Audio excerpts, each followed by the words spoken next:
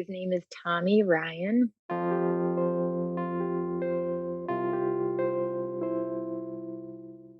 He had a full head of hair and the perfect little button nose.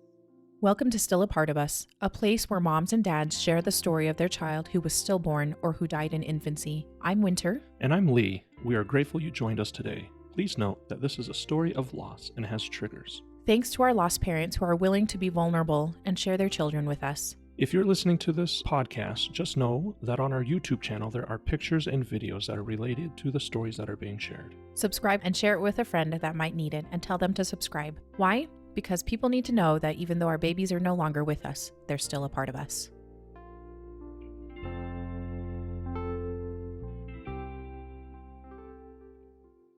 We are so thankful to have Kirby on today to tell the story of her son, Tommy. Kirby, thank you so much for reaching out to us and welcome to the podcast today. Thank you so much for having me. I'm so excited to share Tommy with you guys. Yeah. So tell us a little bit about yourself. Where are you guys at? And tell me who's in your family right now. And yeah, let's just start from there. Sure. We live in Maryland, in Catonsville, Maryland, actually. And I am currently a stay-at-home mom with our two rainbow babies. And my husband often laughs and says every day is like Christmas. And obviously, that's a little bit of an exaggeration, but we do have a lot of fun. So basically, on a daily basis, yeah, just all about the boys. And they like to go to the creek and the playground and the farm. And so we spend a lot of time outside. They have cousins in the area that are their age. So my sister and her husband have two little ones, and they live like a mile down the street. So that's really nice. And then our other sister just bought a house in Catonsville as well. So Oh, she is like in between us, which is really neat. And then both of our parents are close by. So again, the boys love going over my parents to see my mom and brother and sister during the week and play outside and things like that. So we have a pretty low key, fun life. yeah, it sounds super full. Like when we talked earlier, I just was like, oh, this sounds so fun and wonderful. So I'm excited to dig into this a little bit more. And you guys, so it sounds like you guys like to be outside and be with family mostly. Is there anything that you like to do as a personal hobbies? Sure. I love reading actually, and I read Awesome. every night. I probably stay up too late reading, but I'm like an anxious person by nature, and reading just calms me down, and it's just been really good for my anxiety and just overall wellness. So Yeah. I read every night. I used to love to exercise. Obviously, it's not like the season for that right now with raising the boys, but we do take walks and things like that. I used to do yoga, obviously, with COVID. And like I said, there's not too much time for that now, but I would like to get back into yoga. I like to bake. Awesome. Let's see. mm, I cook dinner every night. It's not my favorite, but baking is baking is definitely fun for me. Yeah. Yeah, That's we like to be outside and obviously spend time with family, and I think that's about it. that's awesome. And how did you and Tom meet? Are you guys both from So Maryland? we actually grew up like a few miles away from each other, Mhm. but we didn't know each other growing up. We met when I was in college, and we met through his brother. Oh, So I was friends with his brother. Yeah, and Tom graduated from a different college and he came to visit and things like that. So we met through him. We met through nice. Joey, Tom's brother. Nice. That's Yep. the way to go right there. I know. It was great. And then we realized like, oh my gosh, like We we went to really the same yeah. high school and all this stuff, but like we never knew each other. Yeah, So you just kind of passed each other and didn't realize it. yeah. Okay, so and just a little bit of context. How long ago was Tommy born? Just for everybody's context at the time of this recording. Sure. So he was born January 6th, 2018. And so that is like 3 years and 3 months. Yeah. It seems it goes by so quickly, doesn't it? Just it's like, It does. oh, It is crazy to say that 3 years. yeah, It's crazy. yeah, it really is. So, and so tell me a little bit about that pregnancy. Were you guys planning on getting pregnant? Was fertility an issue? Sure. So we actually were blessed to get pregnant pretty quickly after trying. Mhm. The pregnancy overall, in terms of like checkups and everything, it was pretty routine according to the doctors. At our 20-week scan, everything looked great. I did have awful morning sickness. So Oh, okay. I was so sick.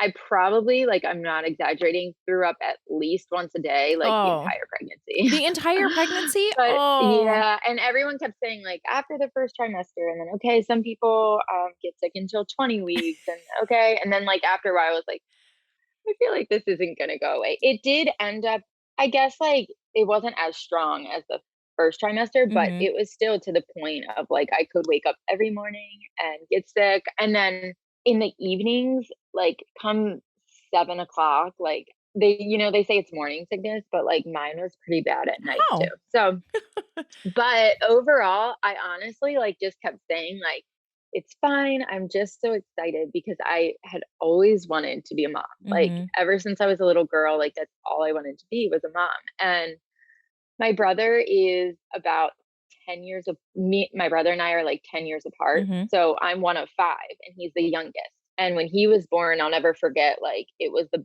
greatest thing ever because I was old enough, I was in 4th grade, so I Oh, was old yeah. enough to, like, help my mom take care of him, and I just was like a little mom, Oh. like, and it was funny because my mom jokes about it now, but, like, there was times where she had to remind me, like, "Okay, she's the mom, it's fine, like, she's like, Gary's fine." Yeah, but I loved baby dolls and Barbies and all of that. So, yeah, I just always wanted to be a mom, so I was, like, really tried not to complain about the sickness because I was just so thankful. Yeah. Oh, but that's that's a lot of sickness. It was exhausting. Oh, I'm sure it was. And so at, the 20-week visit, he looked great, and were you guys planning on finding out the gender at that time, or So we wanted to keep it a surprise, and which we did. We kept it a surprise all the way until he was born, and Oh. it was just something that I had always thought would be really neat. And my sister was pregnant at the time too, so Mhm. we were due like 2 months apart from each other. So she and her husband also didn't find out the gender, and so it was really kind of fun during the pregnancy because we were like, "Oh my gosh, it could be like 2 girls who are gonna grow up together, like a boy and a girl or 2 boys," and so, I mean, we were happy that we waited, I guess. Yeah. And so did you guys have kind of a running list of names then? That's Yeah, always we tricky. had, well, we knew, like, if he was a boy, we were gonna do a junior, and Okay. then for a girl, we ended up picking the name Logan. We thought that would be Mm, really sweet if we had a girl, so that's great. That's good. Good job for choosing the names. It sounded like you guys had a you were clear on what you wanted, so that's good because people fight about that, the names. Yeah, and I guess it took us, I can't really remember, but I feel like it maybe took us a little while to, like, agree on one, but then we both liked both of those, so That's awesome. that was good. That's great. So let's kind of go in a little bit more into the story and tell me kind of the series of events that led you to finding out what happened. Sure. So I forgot to add that I was at the time a special educator, Mm, and I was taking classes to get my master's as well. hmm. So I was like really busy leading up to, I guess I'll go through the events of like the week leading up to his birth and then obviously through his birth. Yeah. But we, sorry, I'm like trying to figure out where I want to start. So, like I said, okay, so I was a special educator at the time Hmm. and I was getting my master's class. I mean, sorry, I was taking classes to try to get a master's degree. Hmm. So we had winter break, and this was awesome because I like felt like I really needed a break. I was tired and I was just like, my family and I always went to the beach for New Year's. So we did that. Hmm. and we went to the beach, and it was great, and I did notice that his movements were a little bit off at the beach. Like, I definitely felt him, but I noticed that they were a little bit off. Do So, you of course, like I said, I was when you an mean anxious person. sorry, I'd hate to interrupt you. When you say that his movements were off, were they just, like, kind of a little bit more sporadic, or was it more, like, less or more, or just at It different was times? right, so it was definitely less movement. Like, he had before, like, they say the kick count, and I could get, like, 10 kicks within, like, I felt like a minute. Like, it was Mm, just, like, he's pretty he was active. very active throughout Mhm, the entire pregnancy. And then I remember thinking when we were at the beach thinking, like, "Okay, like, this is kinda strange, like, he's not moving as much." And I Googled it, and I was, like, saying it to my sister and my mom and stuff, and you actually read on Google, like, oh, once you're so far along, like, and the baby could come at any time, like, they are running out of room in there. And obviously, I know that that's like not the case now, but I just kind of like tried to go with that. Like, okay. And I did have an appointment on that Tuesday when we got back. So I was like, okay, if, come Sunday when we are like on our way home.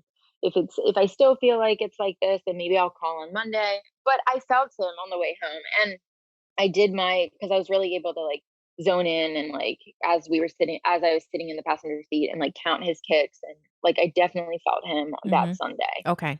So then I went to work on Monday. Break was over. I went to work, and it was pretty normal in the sense of like I wasn't feeling great. I was exhausted, but I felt him a little bit. Again, not as active. He wasn't being as active as he was the entire pregnancy. So then Tuesday came around, and I'll never forget, I was driving home from work, and I called Tom and I said, I feel like we should go to the hospital. And it kind of like caught him off guard. And he was like, wait, what? And he was like, well, Curb, you have your appointment like right now. Why don't we just meet at the doctor's office and Mm, see, like, go from there? So I was like, you're right, you're right. So I drove right there. And I remember it was like being really nervous and saying to the nurse, I can't remember like the last time I felt him today. And she kind of looked at me and she was like, really? Like, have you felt him at all? And I was like, I don't know. I'm nervous. And she was like, okay, let's, get the Doppler out. So she got the Doppler out and she found his heartbeat right away. okay. And I was like, okay, like, take a breath. But then when the doctor came in, I did express to her how I was just like, it might just be me, but I feel like his movements are off. And Tom was like, can we get an ultrasound to check? And she was like, well, I can't just call in an ultrasound. Like, the baby is displaying a healthy heartbeat, is what she called it. Mm, A very healthy heartbeat. And she got the Doppler out again, found it right away. And I forget like exactly how high the heartbeat was, but like according to her, like it was perfect mhm, for the time. okay. So I left that appointment. I think she did actually say, okay, we can quote unquote fudge this and try to say because I gained a lot of weight during the pregnancy. So I think she said something like, I can put in this code and we can bring you in for an ultrasound next week. So I was Mhm, like, okay. So it wasn't like anything urgent, but they were gonna offer me one possibly the next week. gotcha. So And we what left. Kirby, what Sure. week were you when you went to this appointment? Um, 36 weeks. 36 weeks, okay. Yes. So it was my dad's birthday, so we left the appointment, and I remember thinking to myself, and I probably said it to Tom, like, I am a crazy person. I'm always like nervous that the worst is gonna happen or like something bad's happening. And like it's not. Like the baby's fine, and I just need to like go with that. Like I just need to be like, okay, the baby's fine. The doctor's telling me the baby's fine. So we went to my, parents and we ate dinner and everything, and then I went to work on Wednesday, and again, Wednesday was kind of like Monday, like, I wasn't feeling great, but, pretty typical. Mhm, Thursday, we had a snow day, so I was off, I remember I was just home organizing all the baby things and just cleaning and all of that.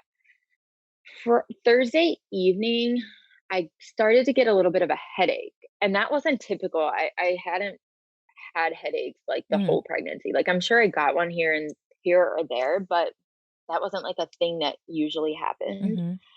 So I called the doctor and they said, "Okay, take Tylenol, and call us back in the morning, like, if you still have it." So, the morning came and I didn't really still have the headache, I don't think, but I just felt, like, so off. And so I said, "My headache's, like, lingering, and can I just come in?" And they were like, "Okay, that's fine, like, you can come in, we'll check your blood pressure to see." I hadn't had, like, a history of high blood pressure during the pregnancy, but they just wanted to make sure because I had the headache. So I said, "Okay." So I went in and I remember Tom was that was the f this was the first appointment that Tom wasn't at. Mm. He, but he was working in sales at the time, and so he was on the road a lot. So he said, "Okay, I'm gonna make my way towards the doctor's office, and if you need me, like, I'm on my way." Okay. And I was like, "Okay." So I walked in, and it was, I guess, like a nurse's aide or a nurse or someone took my blood pressure, and they said, or she said, "This is so low." Oh. Like, I've never seen it so low. So then, of course, I can feel my heart, like, beating really fast because I was like I just got so weak, like, "What? Why is it low? Like, where's Tom?" And I remember saying to her, like, "I need to call my husband. I need to call my husband." And she's like, "Just don't panic. I'm gonna go get someone else to take it." So then someone else came in and it was normal, they said, my blood pressure. So I was just Hmm. so confused. They did not check for the baby's heart rate or heartbeat at that time. It Mm. wasn't like a scheduled appointment. I like I said, I just called and they said, "Okay, you can come in and we'll check your blood pressure." Looking back, obviously, like Yeah. I should have been more of an advocate and been like, "Okay, what's going on here?" And but they just said like, "Okay, you can go on your way, like blood pressure's fine."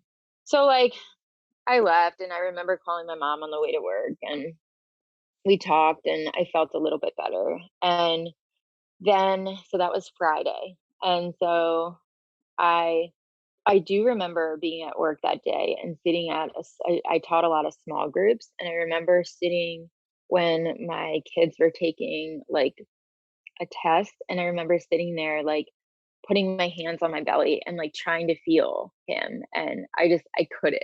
And Mm. I was like, "Ah, this is like so frustrating. Like all week I've just been like in and out of this like what's happening?"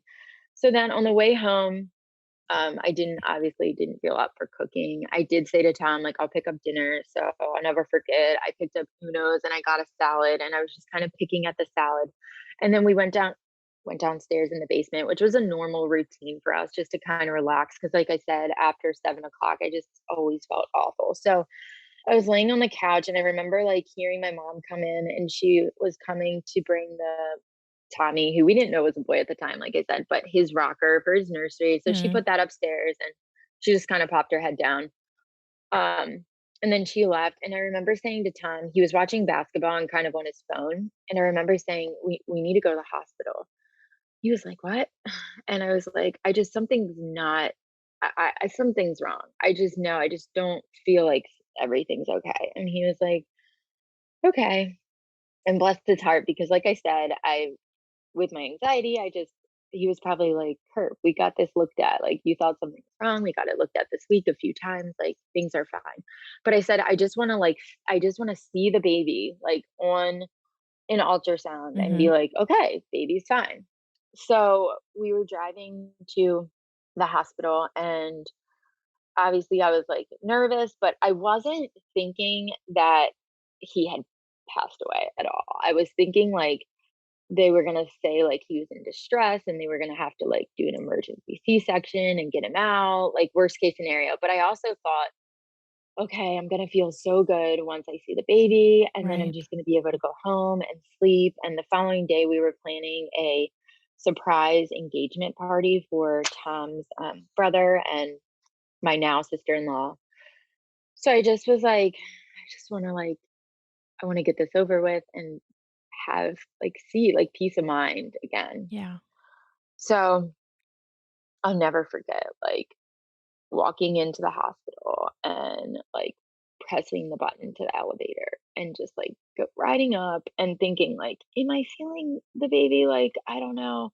I was having like contractions like where my stomach would just get they weren't painful, but my stomach would just get tight. Mm. And so I was, like, mixing that up with thinking, like, "Okay, is that him moving or not?" So anyways, I checked in, and that was a whole long process, and then they took me back to and Tom was with me, and we went back to this little room. So I have basically all the details of that room memorized, and it was just this tiny little room, and, I got into the gown, and the nurse came in, and she said, "Okay, let's check this baby out," and remember she put the Doppler on, and I was, like, just, really still and trying to listen, and I didn't hear the swishing noise right away, and I look over at her, and I said, "Can you find his heartbeat?" And she said, "Well, not yet." And so my heartbeat at that point, like, was racing, and then she said, "Okay, I might have found it," but really it was picking up on mine because it was beating so fast. And she says, "Wait, that might be yours. I need to go get the doctor." And so, obviously, at that point, like, I just, like, knew. I was in so much shock, but I just, like, knew something awful, and Tom was like,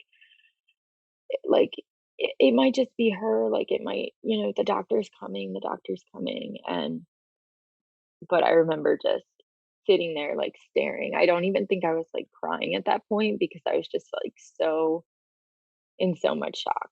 So then they brought up the doctor with an ultrasound machine, and the doctor said the same thing, like, "Okay, let's check on the baby," and she didn't seem panicked or anything. She just came in, and I was laying there, and then she was, like, silent, and she said, "Okay, I'm gonna need somebody to look at the screen," and I was just like, I can't look over there," and Tom, like, looked over, and she said, "Look, like, there's the heart, and it's not beating." And, like, I just, like, completely, like, obviously, like, the most devastating thing that could ever happen to you or to me is happening, and so I remember Tom said, "Why?" And, like, it's true, like, "Why? Like, why is this happening? Like, how could this happen?" I remember saying right away to her, like, "Am I gonna die too?"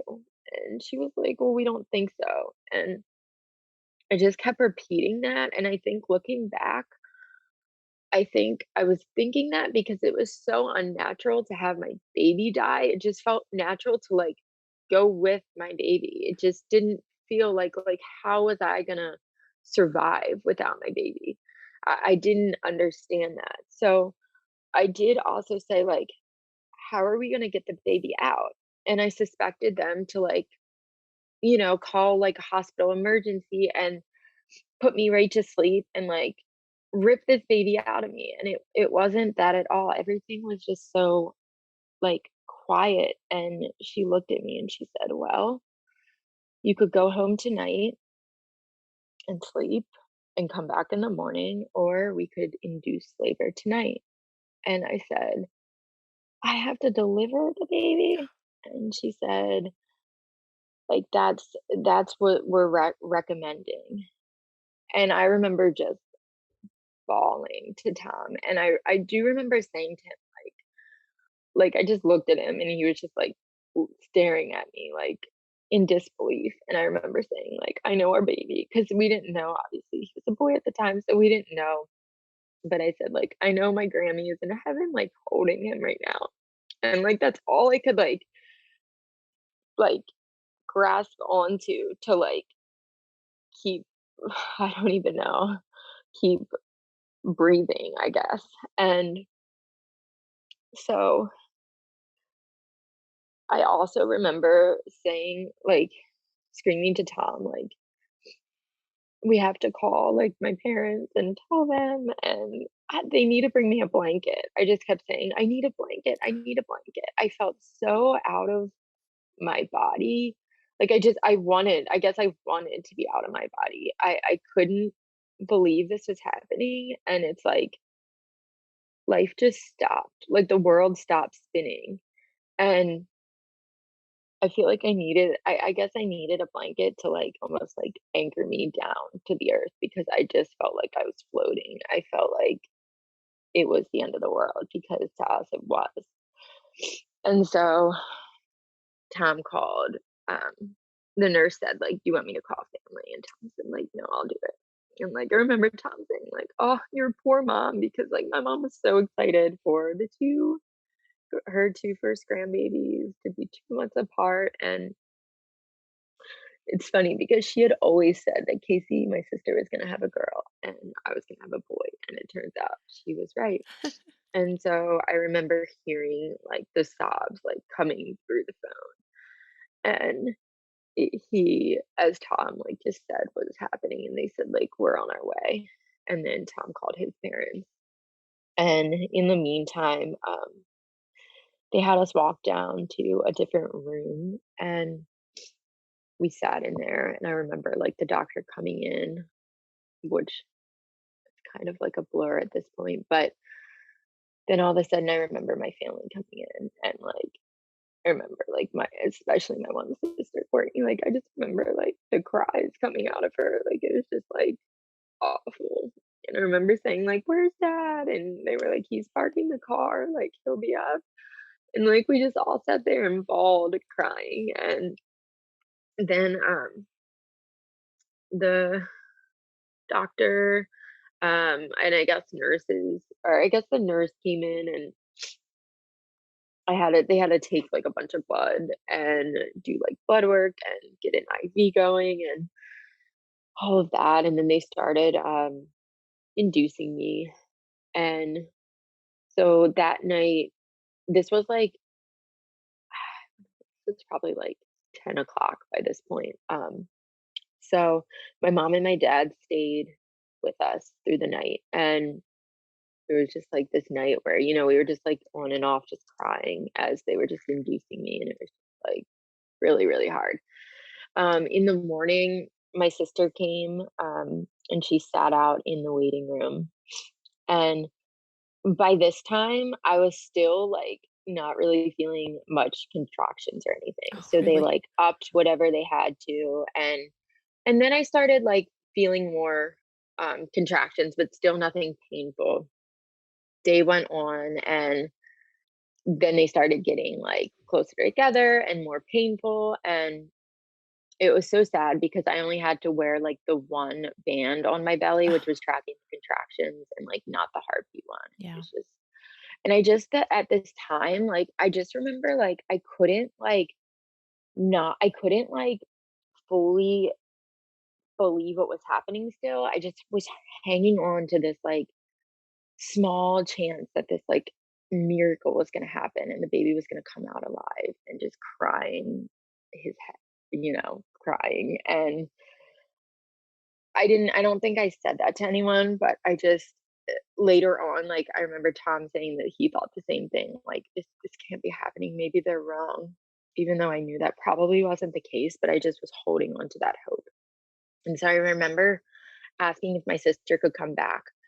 And she did, and so her and my mom were so great at, like, helping me through each of the contractions and, like, rubbing my back and helping me breathe through them, and, I remember I'll never forget Kenzie, my sister, she French braided my hair and was just so sweet, and obviously Tom and my dad was, I think my dad was, like, in and out of the waiting room and in our room. So then, again, labor kept progressing, and all of a sudden I was like, I really feel like I need an epidural. Like, I'm in so much pain. And so we told the nurse that, and they said, okay, we'll call the anesthesiologist and, like, we'll get that started. So that ended up being way longer than I thought. I think it ended up being like 2 or 3 hours later Oh, is when they came in. And at that point, I was in so much pain. oh, Um, that it was even hard to do the epidural because they were doing it, like, in between contractions, and right. I remember when anesthesiology came in, I remember saying I was just so nervous to, like, be left alone by myself, I didn't want to, and she said, "Well, this is a really unique, like, situation, and we're gonna let Tom stay with you. So even though it's a sterile procedure, he can stay with you and, like, hold your hand." So Tom helped me, and I was, like, gripping onto this pillow and, like, in between contractions, and then they finally got the epidural in. And then I felt a lot of relief after that, Oh, like, physically, I felt a good. lot of relief. And then, I'm not kidding, the doctor came in to check me. Oh, I can't remember if they broke my water before or after the epidural, but the doctor came in at some point and was checking me and broke my water. And then it was not long and she said, "Okay, I'll be back, like, in an hour to check you." And it wasn't, like, 10 minutes Oh, after that I said to my mom, "I really feel like I need to push." And she was like, "Okay, let me go get the doctor, let's see." And the doctor came in and was like, "Oh my gosh, you're ready." And so I was like, "Oh my gosh." So okay. at that point, yeah, I was like, "Okay, here we go." And at that point, I remember my whole body was shaking. Like, I was, like, uncontrollably just shaking. And I remember my dad saying, "Okay, I'm gonna go," and my sister, and I was like, "No, I need you to stay." I was like, "I need you guys to stay. I can't do this by myself." And so my dad was on one side of, like, my back, and then my mom was on the other, and Tom was, like, right here next to me, and, like, my sister Kenzie was over on my mom's side. And I was like, "I need you guys to help me. I'm so scared." And so they were, like, the perfect team. And so I pushed, and then, um, only a few times, and I'll never forget the nurse saying, like, "Your baby has a full head of hair." And, like, it was just so heartbreaking. Um, and then the nurse said, like, "I think Tom might need to sit down." And I look over at Tom and he's like, "No, I'm fine. I just, like," I heard that and I just got so sad. And the atmosphere in there, like, it's, like, so hard to describe, but it was just oddly, like, so peaceful. Like, the lights were dim and, like, I had, like, all the support around me, like, helping me. And it was, like, honestly the first time that I've ever felt, like, the power of the Holy Spirit, like, Jesus was, like, in the room with me helping me because, like, it was something I could not do on my own. And I was just so distraught, and all of a sudden, like, I just had this peace come over me, and I pushed again, and he was delivered. And the nurse was like, "He's so beautiful, do you wanna know, like, if it's a boy or a girl, or do you wanna keep going and deliver your placenta?" And I said, "I just wanna keep going." So she took him over to clean him off, and I delivered the placenta, and then they were, like, doing whatever they had to do, and then I was like, obviously, I've had so much guilt about this, but I was so scared to look at him at first. I was so nervous, and looking back, it's like, that's my baby.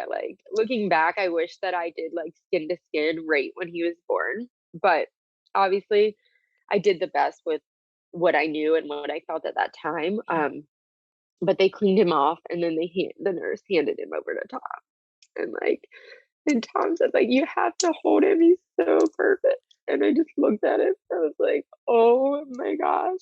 I don't know what I was expecting, but it wasn't that. He was, like, the prettiest baby I'd ever Oh, seen, like, everything, all of his little features, he was perfect. And I'll never forget looking down at his fingernails and being like, "Wow, he has, like, these."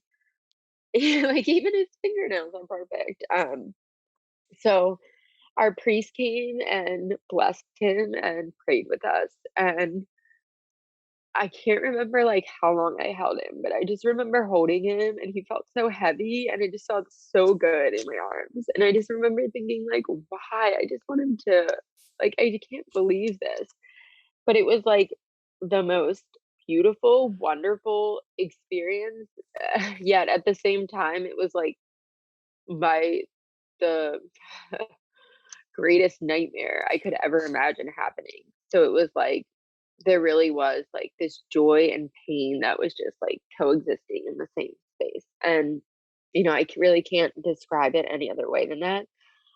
they did ask us if we wanted to take pictures, and this is just on a side note, my poor cousin had lost her baby full term 2 months before us, Oh, and when I was in labor that day, I remember saying to my mom, "Can you please text Aunt Sally and, like, see, like, how do we do this?" Like, obviously, there's no, like, right way, but, like, see if they have anything to, like, offer us, and the one thing she said was, like, "Make sure you get pictures," and she goes, "It might sound, like, odd, but, like, you're gonna want those so much."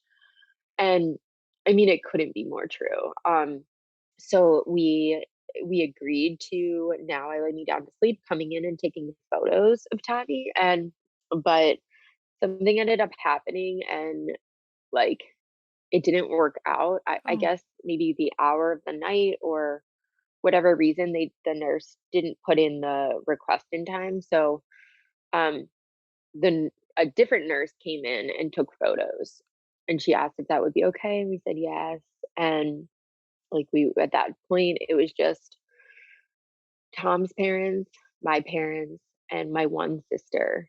I think our priest had left, and we were just all in the room, and the nurse asked if anyone wanted to hold him, and so they all took a turn holding him, and, like I said, like, you're just so I was just so, like, in love with him, and I just couldn't believe this miracle that he was, and at the same time, I couldn't be more distraught. I was just so heartbroken, and, our one nurse was just the sweetest lady, and she was so kind to us, and she was the one who had taken the pictures.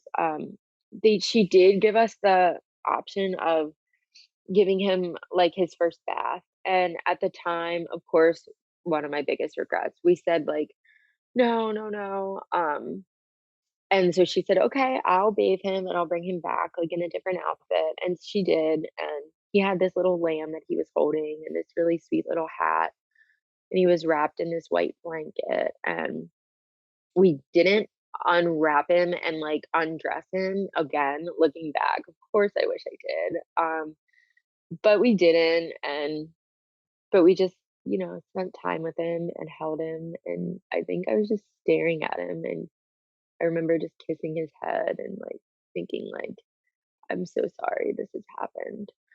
And we were given the option to keep him in our room.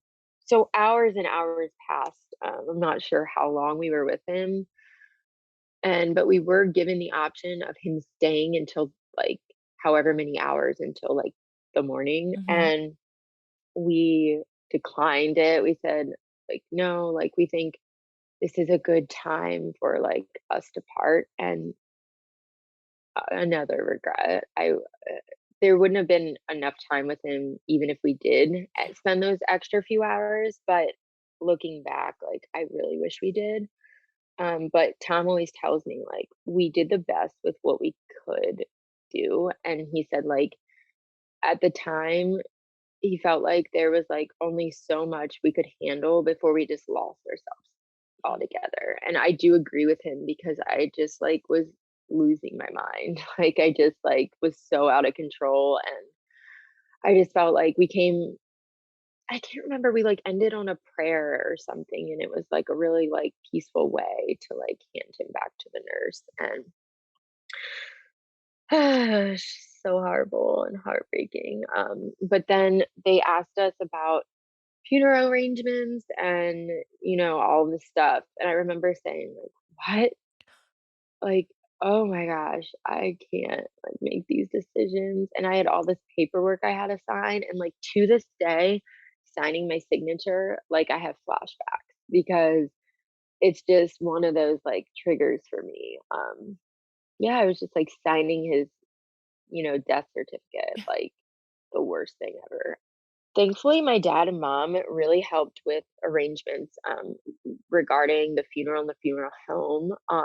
They took care of that, so they called, our church, and the options were we could cremate him, or we could bury him there. And one of the options was to bury him in a little garden, like full of with other babies. Mhm. And so, of course, I chose that. And like, I'm so happy that we did choose that option. And because we call it his spot, because I don't like saying like grave, I don't know. So we call it his spot, like his resting spot. And we go there because it's right beside our church. So obviously before COVID we were going to church every Sunday, but Mhm. now we watch it at home. But we were going there weekly, and just always it's a peaceful spot for us. So I'm really happy that he is there. But I'll go more into the funeral details in a little while. But guess I'll just talk a little bit about leaving the hospital and what the days and weeks and months that followed Okay. kind of look like. So we left the hospital empty handed, and I was in a wheelchair. And I remember saying to my mom, "Oh my gosh, when I put my jacket on, it zipped up, and I wasn't able to zip it coming in because my belly was so big." And like, I was just like, "Oh, I cannot again. Like, I just can't believe this." And I had always pictured driving home from the hospital, just sitting in the back with the baby and just like watching the baby, and and so I was up front with Tom, and I just cried the whole way home. I mean, there was nothing else to do. It just felt awful. So when we got home, I was really nervous to go home too because I knew that the whole house was ready for the baby. I mean, we even had diapers on each floor, like just all set to go. So I couldn't have been more relieved. Bless my sister's heart. And it was probably like all of my sisters and my brother who did it, but they came over and they just set everything aside in the nursery upstairs. And so they cleared out all the baby things. And they set up the basement for us and in like the most cozy environment that you could imagine. I mean, she even brought a mini fridge like over to our house and downstairs like on her own. And I found out later like it's the heaviest thing ever, but she just did it. And they had snacks set up and drinks and just every blanket that we owned and pillow, and it was just like this cozy little area for us that ended up being our hideout for the next 2 weeks. Um, so I remember laying on the sofa and I just wanted to write down our story. I wanted to write down every detail of the hospital stay and everything that I was feeling because I never wanted there to be a time where I couldn't remember. So that's what I did. I typed out everything. We couldn't read. We couldn't watch TV. It almost felt like there was like this giant line separating our life, like before Mm. Tommy and after. And I didn't want to do anything that was like that we did before. And Tom felt the same way. Like even the TV, turning the TV on, like it just felt so wrong. So I remember Tom was like looking up stories about other people who had had babies pass away. And so after I read more story, I remember doing the same thing. I was just like reading story after story and finding people on social media and just trying to connect, not on like, I wasn't like talking to them, but just connecting through their stories, through Right. reading their stories. So my mom stayed with us, which was so good. She stayed with us for a while. This was amazing because we couldn't have it almost felt like we were like young children again. Like we could not meet like our basic needs. Like we couldn't cook food or like we weren't even hungry. We just didn't have motivation to do anything. And it was like the first time that we realized like, okay, I understand how people hit rock bottom. And like Tom and I talked about it, like we get it. Like there's like if that at that point, if you told me like I'm taking your house and I'm taking this, like I would have said like take it. I truly don't care. I was just in such like deep, dark grief. And um I did sleep a lot, I guess, but waking up was, like, so hard. I, like, would jolt awake and be like, "Oh my gosh, it's still true. I'm waking up in this nightmare again, like, this is still happening. How is this still happening?" And in the morning, especially for the first few weeks, like, I didn't recognize, like I remember my mom would go home and shower, and, um, I was just there, and I remember, like, crying to the point where, like, I couldn't even recognize, like, what are these, like, screams coming out of me, like, I just was like, "This is just so, so hard." So, the hospital, like I said, had taken pictures, and they gave us this little box, and it ended up being in the corner, of the basement, and I remember, again, I was so nervous to, like, go over and, like, look at him, and there was just one night in the middle of the night that I just couldn't function, and I just had to go see him, so took all the pictures out, and I remember just, like, touching his face on the picture and just, like, it felt so comforting to me, um, as I just sat there crying, but it just felt right to just see him. Um, so a couple came from our church who had had a similar experience to us, and that was maybe, just a few nights in, and it was, like, the first time I could ever take, like, a breath, like, I felt like I took a breath that I had been holding since delivering him, and I just, like, looked at these people, and they were so sweet and so kind, and they prayed with us, and they talked with us, and they shared their story, and I just felt I was so thankful, and it was the first time that I felt like I had some hope of, like, wow, they are however many years out, after losing their daughter, and, like, they look okay, like, they drove here, and they're talking to us, and, like, they brought us cookies, like, they're functioning, like, maybe we will too one day. And something else that was, like, really, really, really amazing, my mom's friend gave her a devotional called Jesus Calling, and we had no idea what it was, but my mom started reading it. It was a daily devotional, and so we read one, obviously one day at a time, and it just, like, couldn't be more right. Like, it was so fitting. Like, it just felt like Jesus is talking directly to us and saying, like, "It's gonna be okay. Like, I'm going to carry you through these hardest days of your life." And so we went to church, I think, that Monday to meet with the bereavement counselor and plan out the funeral. Um, and again, I was so nervous to see anyone. Um, I didn't. It was just something that can't even describe it. I was just so nervous to see people and nervous of what I didn't want to talk to anyone. I didn't want to, like, share my story. I was just so nervous. And my cousin was teaching at the school at the time, the school that's connected to the church. And we saw her walking in, and I think she, like, stopped to, like, see us maybe. And I just lost it crying. And I was Aw. like, "Mom, I can't see her. I can't talk to anyone." And then my cousin was so sweet and just waved, like, "Okay." I'm like, "It's okay."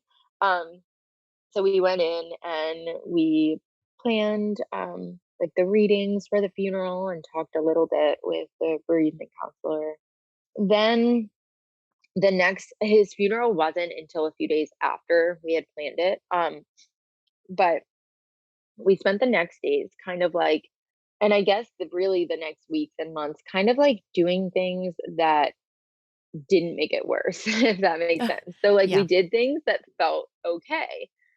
We went to the mall and we got, like, necklaces made, and engraved with his name, and, like, to this day, like, I'm wearing mine, I'm holding it right now, and, like, that felt good. So, ultimately, like, we would do things that, like reading someone else's story or, like, connecting with another lost mom or just things that felt fine, because we knew ultimately we were gonna go back down. I call it, like, the hole, like, we were gonna sink back down in the hole.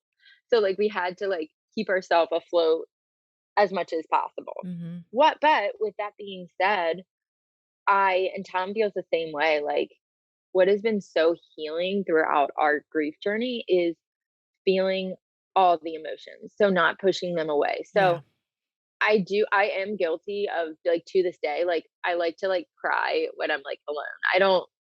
I'm not like I can't easily, like, cry in front of people, but, like, when I'm driving in the car, like, I'll cry, or, like, when I'm in the shower, if I need to cry, like, I'll cry. But, where was I going with that? Feeling all the emotions. Yeah, yeah, yeah, so thank you. So, yeah, just feeling all the emotions, like, if we felt good, like, we were gonna, like, just let ourselves feel good, like, and not feel guilty about it, like, "Okay, I'm feeling okay. I feel like I can go out on a walk today with my mom, like, I can do that." And but then if we felt awful, like, that's fine too, like, we had to, like, sit in each of the feelings and, like, the waves of grief because we had to feel it to, like, process it. And Tom and I, obviously, like, everyone grieves differently, and Tom and I definitely did grieve a lot differently. I had to talk through my feelings and all the details. So, my mom, being the sweetest person that she let me do this over and over and over. We walked miles and miles each day. Um, and I just retold her all the details and all the hospital stays and all the questions that I had. And that was so therapeutic to me. Like, to this day, I really like sharing in support group about Tommy and his story, and how I'm feeling and how I felt back then, and like it helps me heal, I feel like. And Tom felt like replaying all the events just really hindered his healing Mm. process. He felt like, "Oh my gosh, why are you talking about this? It's so hard in general, and then it's just making it harder." So, I was thankful to have my mom and, like, my therapist to talk about it with, because and obviously my sisters, brother, like, anyone who would listen, like, I liked to talk things through. We so we had the funeral and we just did immediate family, and again, I don't regret that. It was so hard to see anyone, and I just kind of, like, wanted to, like, be in a shell. I did not wanna see people. I didn't The last thing I wanted to do was talk to people or have people look at me. So we had this really intimate ceremony, and it was great. I Tom and I wrote Tommy a letter that our piece read, and it was just really peaceful. Obviously heartbreaking, but it was a really beautiful ceremony. So, fast forward, to, like, 2 weeks later, Tom had to go back to work, so my mom did stay with me during the days to keep me occupied, and that was really nice, and she, again, continued to make us dinner, and it was just so nice to have that support and to be able to just accept the help because I needed it. I'll never forget, I shared this once at support group. My shampoo was, like, running out one time in the early days, and I remember thinking, like, "Oh, wow, my shampoo is running out, and there's no way I can possibly function to get more shampoo." Like, I just couldn't do it. So, Mhm. it was so nice to have my mom for a lot of reasons, but for things like that, like, she could just, like, restock our stuff without me having to, like, function well enough to go to in a store. So, we were given the opportunity to go to this faith-based conference called Choose Joy, a few months after losing Tommy, and it was one of the best things that's ever happened to me. It was so amazing. It was about infertility and just infant loss, and it was people from all around the United States came together to Georgia and for like a 3-day conference, and we just like talked and related, and it felt so good because connecting with other people who understand, or at least understand to an extent of what I was walking through, was like what kept me going. And like to this day, I feel like connection is it's just beautiful because you can relate. And I could no longer relate to so many I guess like people in my life, like, who weren't walking through this. It was so hard to, like, hold a conversation or have small talk. I just wasn't, like, I couldn't even focus enough to do it. I couldn't. So, having this, um, conference where I could, like, actually talk to people who got it and understood what, like, hard was. I mean, it was great, and it was really, really healing for Tom too. Something else that I found that was really healing was my sister Kenzie and I went on a spur of the moment trip to South Carolina, Mhm. and that was we visited my cousin who had also lost her Mm. son, like I said, 2 months before us at 38 weeks. And so we were able to see her in person and talk with her and spend time with her, and it was just so amazing. Um, like, so good.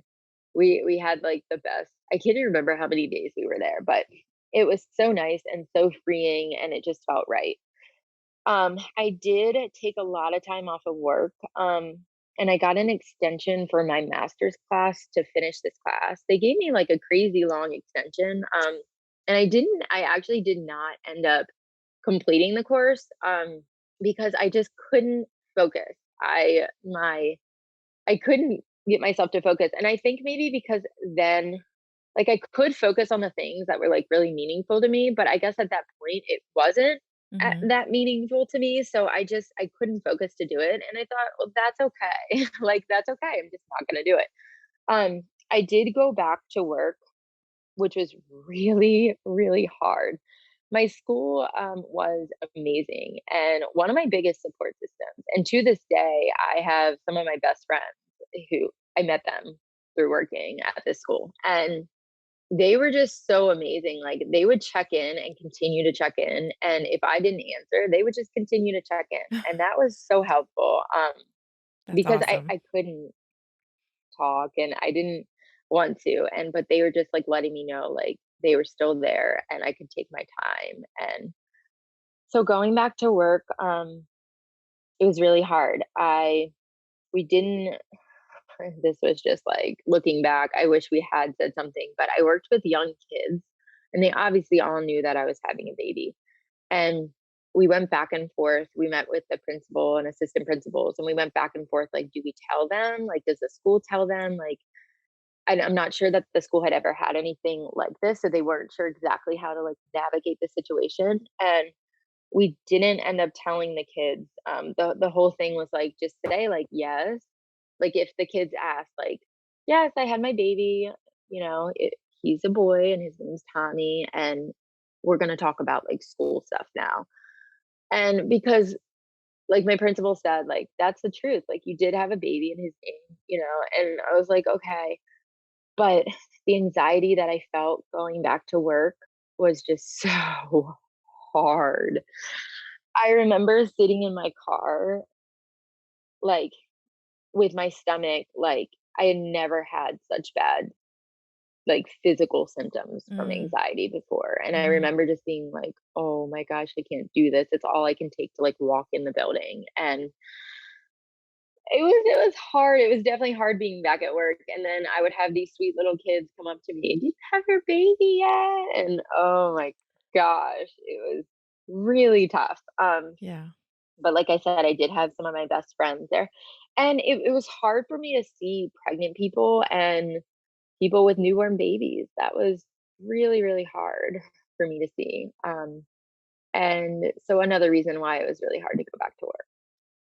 So I did get through the year, and then I guess I'll talk about this a little bit later, but I didn't end up going back to work the following school year, and Mm. it ended up being because of our adoption Yeah. story.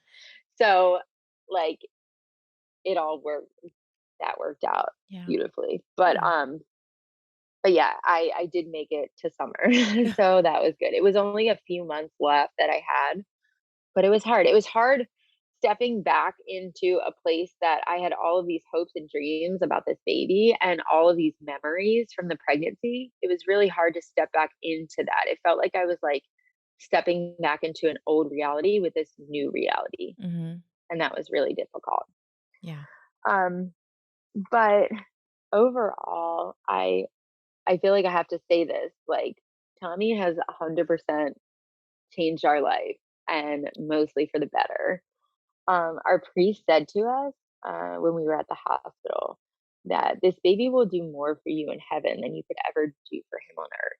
And that was so hard to hear, and I couldn't begin to wrap my head around that because I wanted him. I wanted him here. And I feel like 3 years down the road, I truly believe that he's given us a second chance. Tommy has given us a second chance to live. And like he's given us these eyes, new eyes to see like all of God's beauty and just all notice all the little things that we were just like, or at least I was like walking through life not noticing because I was so worried about crossing things off of my to-do list and working so many hours at night after school to like make sure I had my IEPs written perfectly because I was in special education and make sure I had the perfect lesson plans and spending all my time on the weekend, working.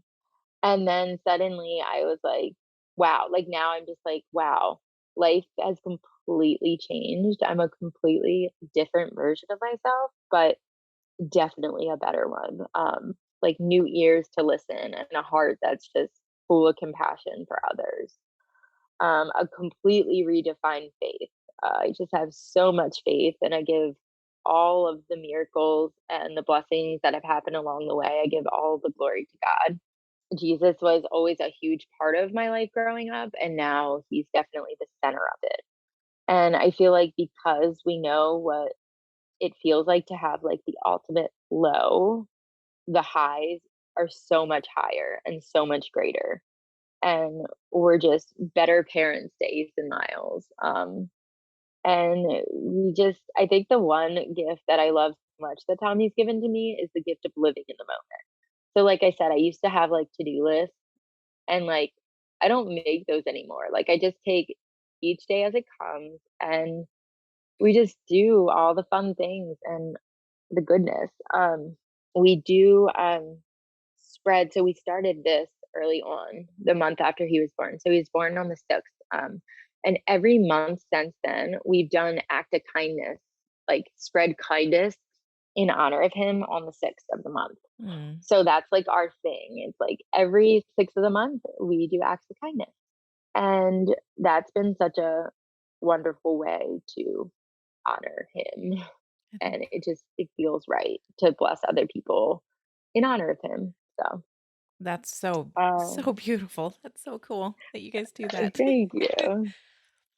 We are walking through another like very, very challenging situation or season in our lives. And it is because my brother is walking through cancer. And my brother, anyone who knows him knows he is like the greatest person ever. And I remember saying that if I had a boy, I wanted him to grow up like LJ, like because Oh, Jerry is just like the greatest guy.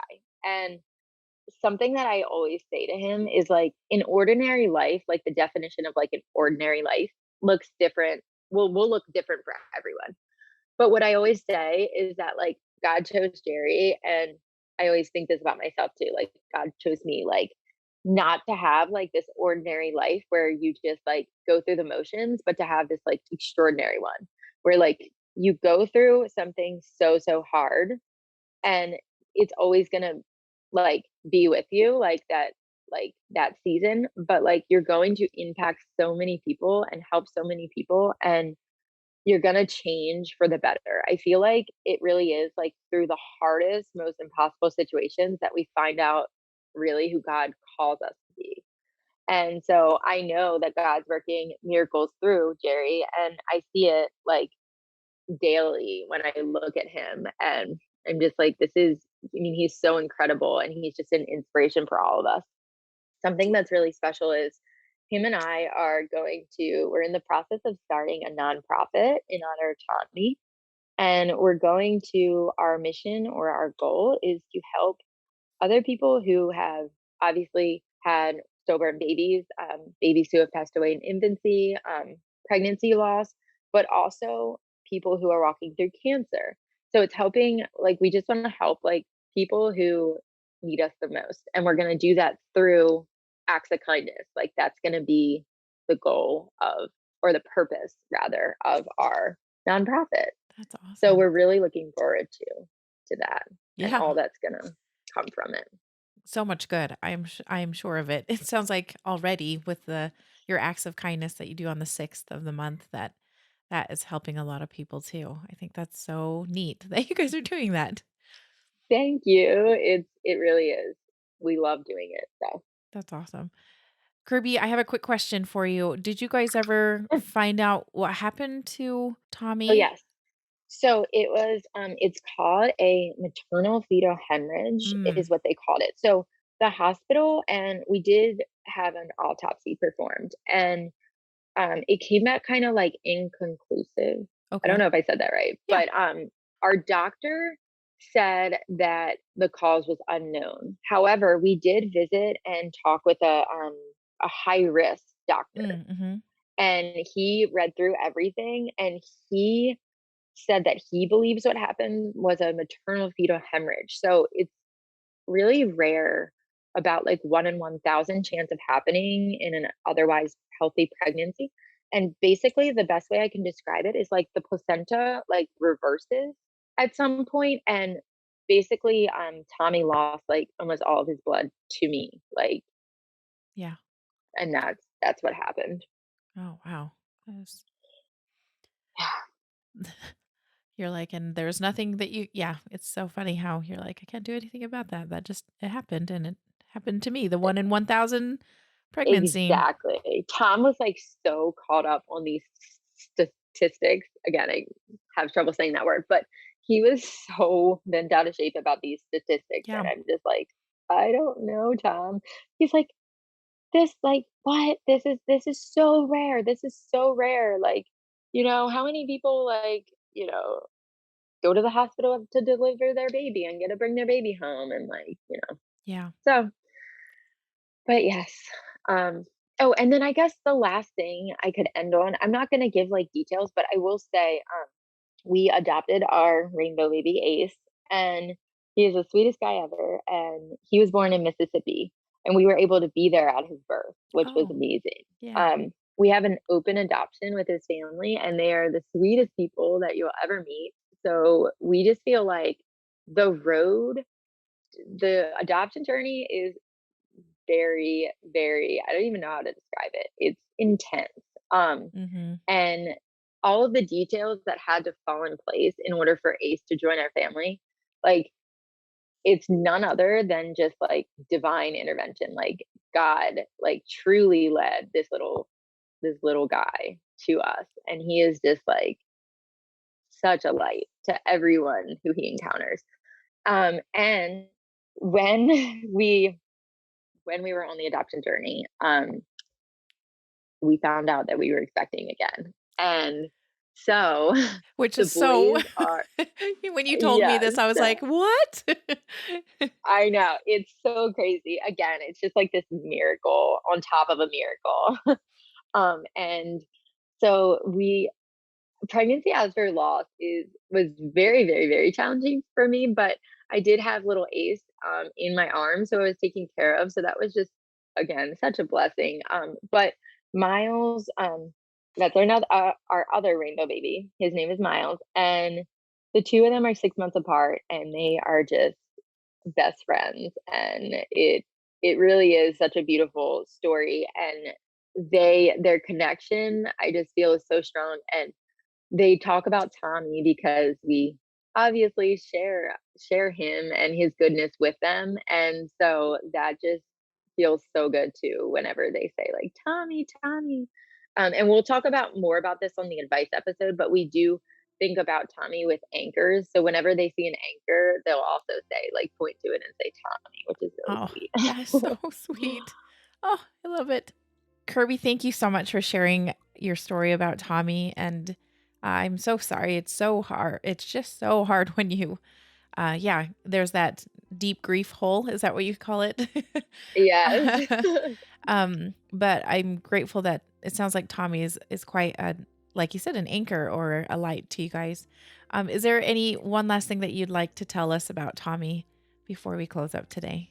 Just how much we love him and how our love grows for him every day. And we were so nervous, at least I was in the hospital, because it just felt like he was being ripped away from me forever. And now I realize like how not so far away heaven is, and how it's not goodbye, but it's more like see you later. So so thankful for him, and we are so thankful for all the special ones, all the special people who kept us afloat and carried us through, lifted us up and carried us through. Thank you so much again, Kirby. Thank you.